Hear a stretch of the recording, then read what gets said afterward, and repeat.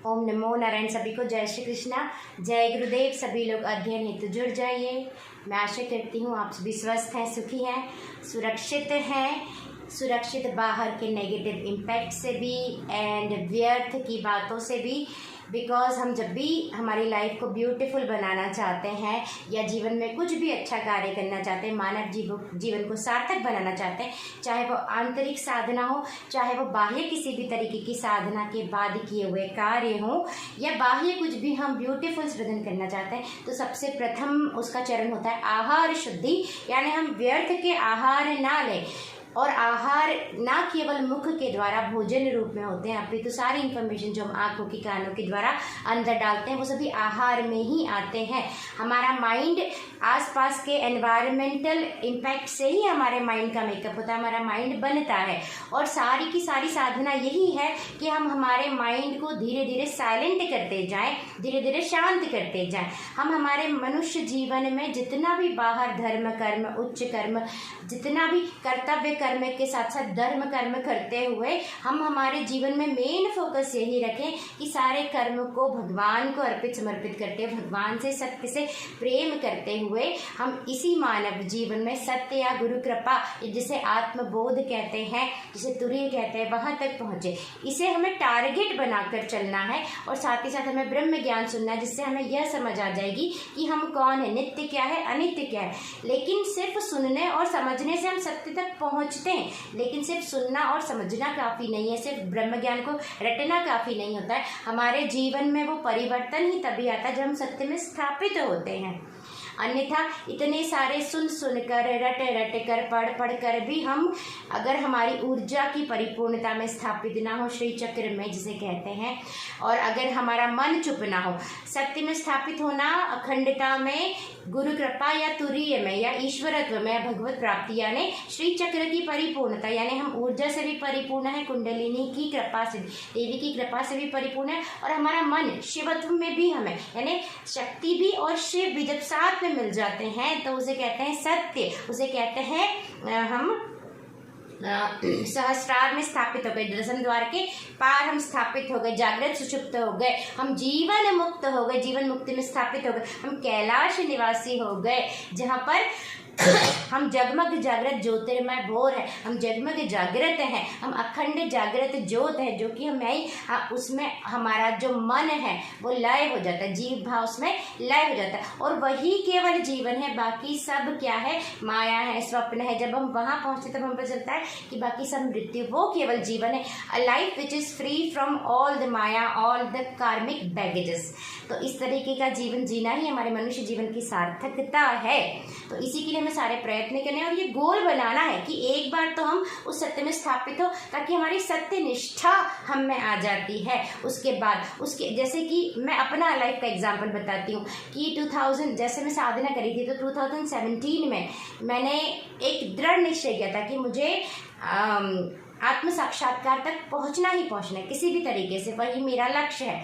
तो 2017 से स्टार्ट किया और ग्रेजुअली मैं उस तक पहुंच भी गई। अब ये बात अलग है कि संत के चोले में जो भी पापाचार करे, यानी स्वामी परमानंद गिरी, साध्वी रीतम्बरा, उनकी टीम, जो कि मुझ पर जिन्होंने तंत्र करवा दिया, और उसके बाद से सत्य अवस्था से मैं स्लिप हो गई। बिकॉज अगर ऊर्जा की परिपूर्णता नहीं है, कुंडलिनी की परिपूर्णता नहीं, कुंडलिनी पे अगर कोई किसी भी तरीके की आपके पर ऊर्जा छोड़ रहे हैं, एनर्जी छोड़ रहे हैं, चाहे वो भूत है, प्रेत है, या ये सारी जो दूसरी एनर्जी, दूसरी क्रिया जो मेरे पर करवा रहे हैं, शंकराचार्य भगवान जी के ऊपर क्रिया करवा दी थी, तो वो सत्य में स्थापित रहते हुए, शिवत्व में स्थापित रहते हुए, जब अभिनव शास्त्री ने उनके ऊपर तांत्रिक क्रिया करवाई थी, वो तक दर्द से, पीड़ा से तड़प उठे थे। वो तो उस तांत्रिक को मार दिया गया उनके शिष्य के द्वारा, और भगवती पारमा की उन पर कृपा हो गई, तब जाके वो अपने आगे कार्य कर पाए। तो हम जीवन में कुछ भी कार्य करते हैं उसमें विघ्न तो आएंगे ही आएंगे, और जितने भी ऊंचे और दिव्य कार्य करते हैं, चाहे सत्य की प्राप्ति, चाहे उसके बाद की कार्य, विघ्न तो आते ही,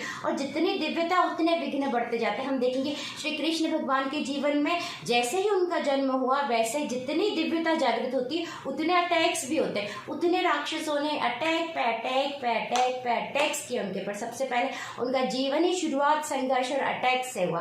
तो ये तो बात सत्य है, क्योंकि जहाँ जगमग जागृत होती, जहाँ सत्य चमकता है, जैसे सत्य चमकेगा, ईर्ष्यावश वश आजकल जो ईर्ष्या के कारण किया गया, लेकिन पहले उन पर जो अटैक हुआ वो तो खैर वो तो भगवान थे, हमने तो सिर्फ भगवान को टच किया है, सिर्फ इतनी सी अनुभूति की है, लेकिन वो तो साक्षात भगवान अवतार रूप में आए थे, उनके साथ भी ये सब घटित हुआ। और भगवान तो हम स्वयं ही हैं। जब हम सत्य में स्थापित होते तो हम ही श्री हरि नारायण हैं, लेकिन वो तो पूर्ण अवतार थे, वो कोई जीव भाव लेकर कर्म लेकर नहीं आए थे। लेकिन हमें लक्ष्य बनाना है सत्य में स्थापित होने का।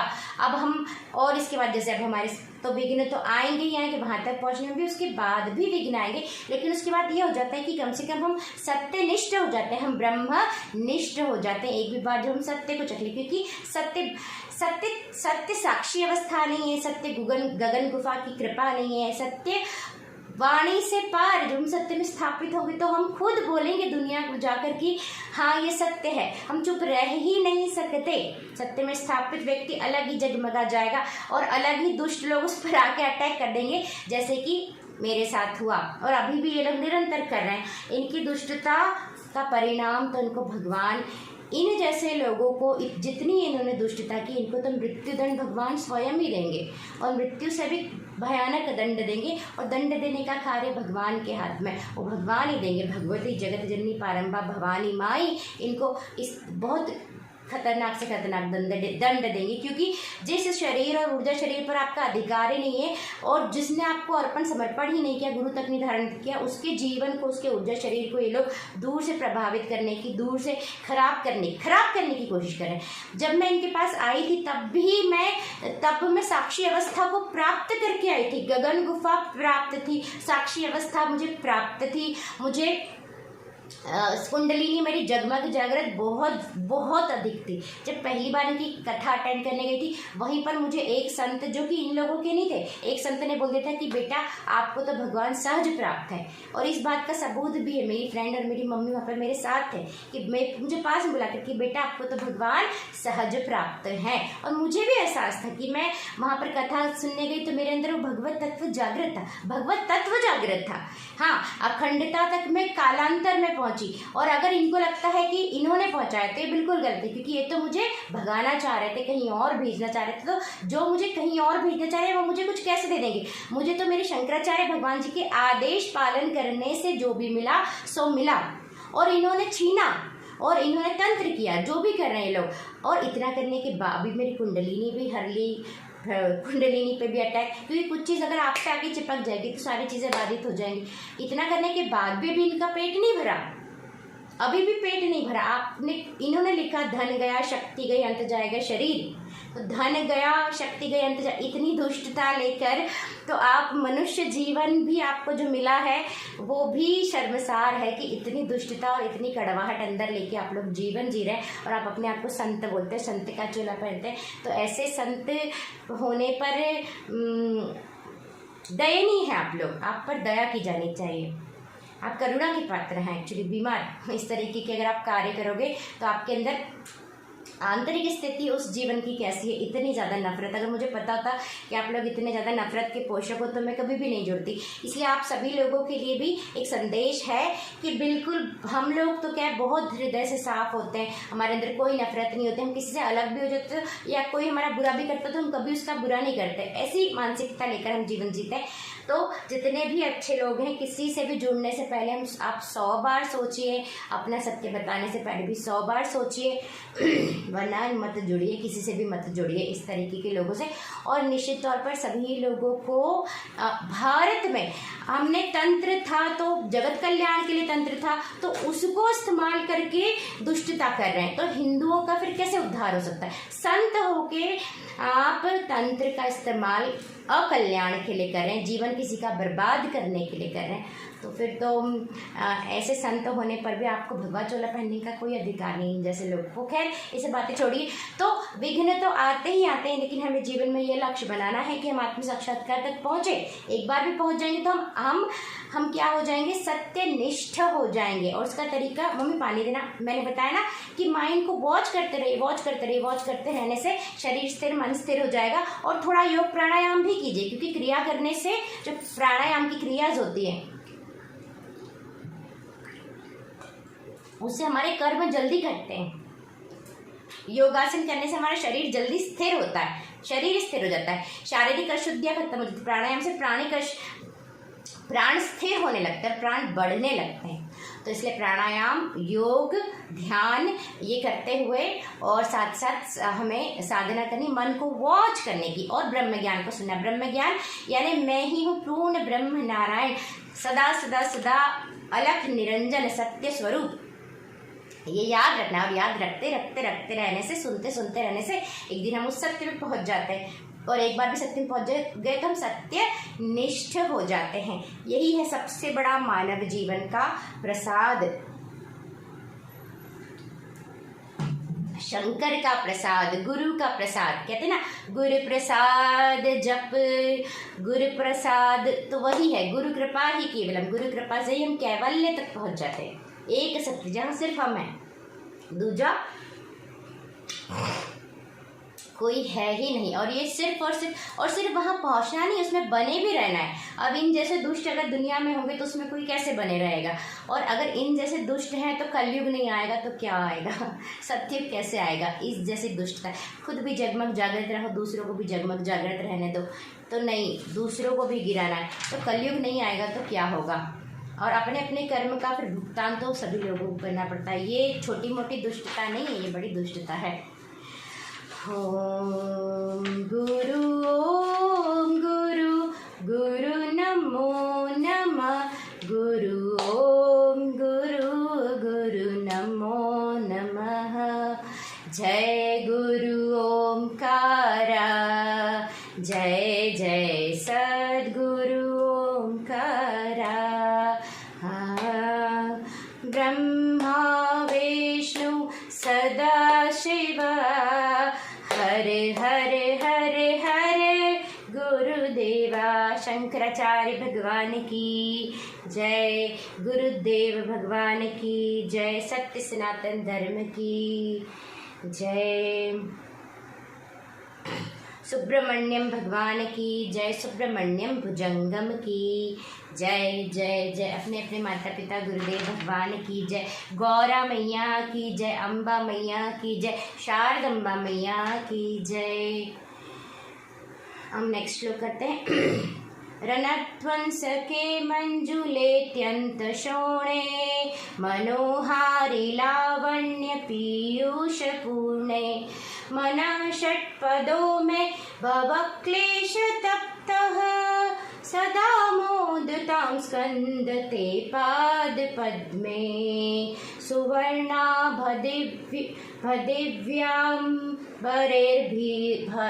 सीमानां, क्वणिकिङ्किणी मेखला शोभमानां। लसद्धेम पट्टेन विद्योतमानां, कटिं भावये स्कन्दते द्वयमानां। स्कंद भगवान की जय।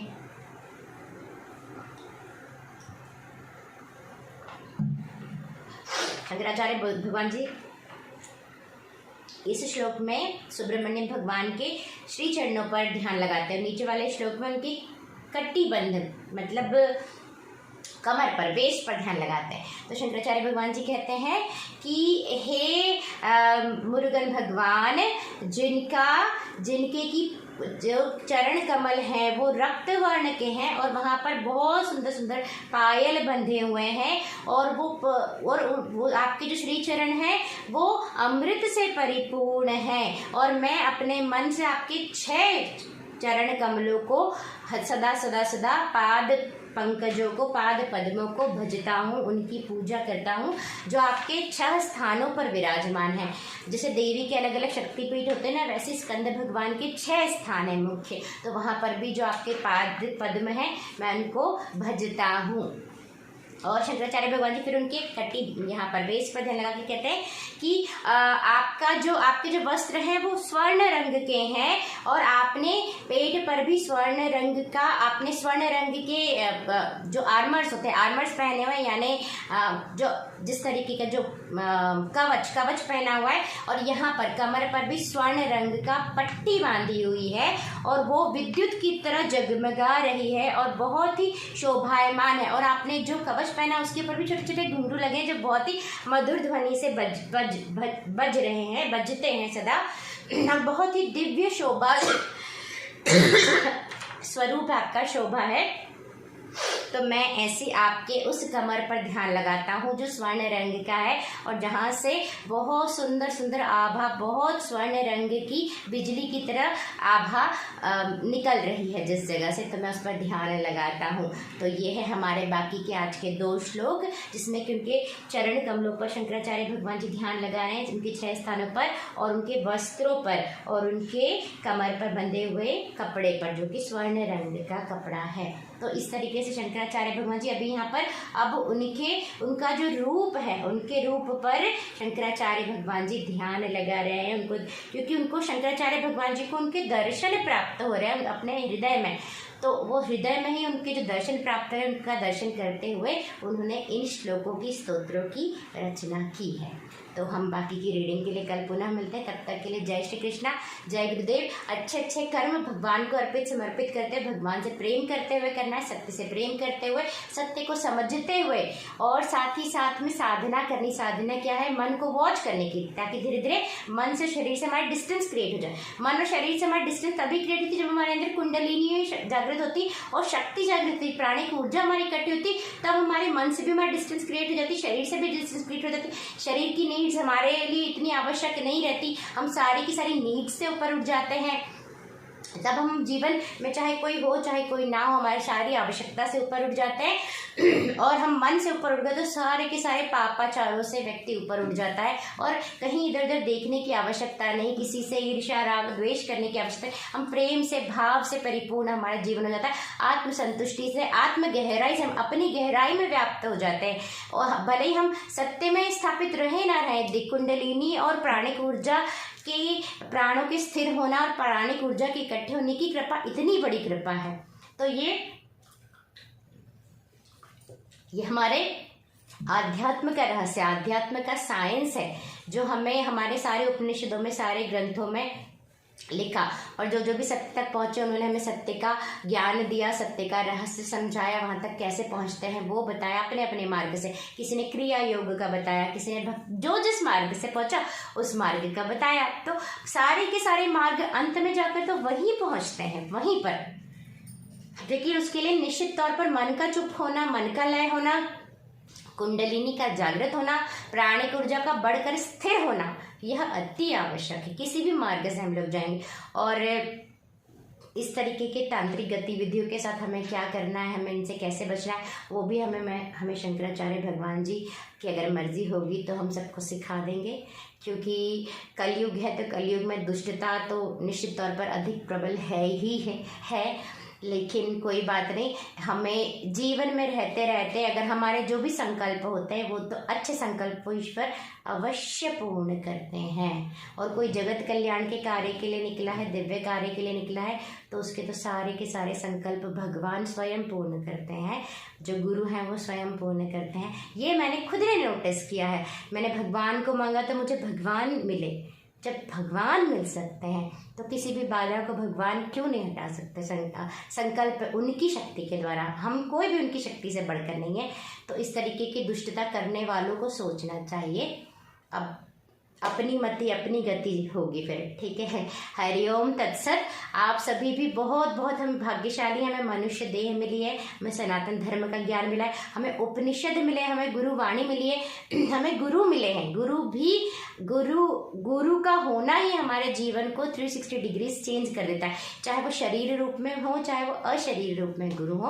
अब हम आगे की रीडिंग के लिए कल पुनः मिलते, तब तक के लिए जय श्री कृष्णा, जय गुरुदेव। अम्बे मैया की जय, शारदम्बा मैया की जय, शंकराचार्य भगवान की जय, सुरेश्वराचार्य भगवान की जय, श्रृंगेरी धाम की जय, मल्लेश्वर धाम की जय, भारत मैया की जय, अपने अपने गुरुदेव भगवान की, माता पिता की जय, सत्य सनातन धर्म की जय, सुब्रमण्यम भगवान की जय, गणेश भगवान की जय, गौरी मैया की जय, गणगौर मैया की जय, धनियर राजा की जय।